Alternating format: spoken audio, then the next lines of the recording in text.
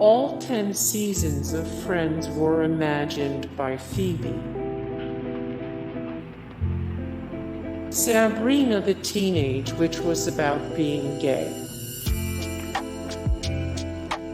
The Fresh Prince of Bel-Air takes place in heaven. The Fresh Prince of Bel-Air takes place in heaven. Homer Simpson has been in a coma for 20 plus years. Homer Simpson has been in a coma for 20 plus years. The children of Full House were actually fathered by Joey Gladstone. Modern Family is a sequel to Married. Saved by the Bell was just Zack Morrissey's dream. Saved by the Bell was just Zack Morrissey's dream. That 70s show is a sequel to Happy Days. That 70s show is a sequel to Happy Days. Ender from Futurama isn't a criminal until he meets Fry. Ender from Futurama isn't a criminal until he meets Fry.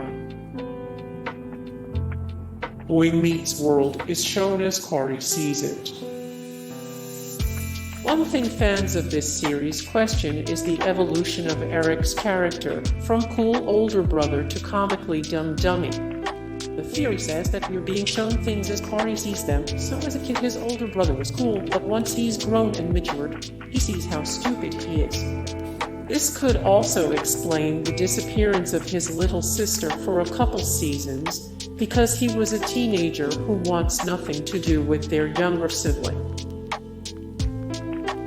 Friends, Seinfeld, and Mad About You all took place in the same universe. On an episode of Mad About You, Phoebe's twin sister, Ursula, is a waitress at a restaurant named Rips.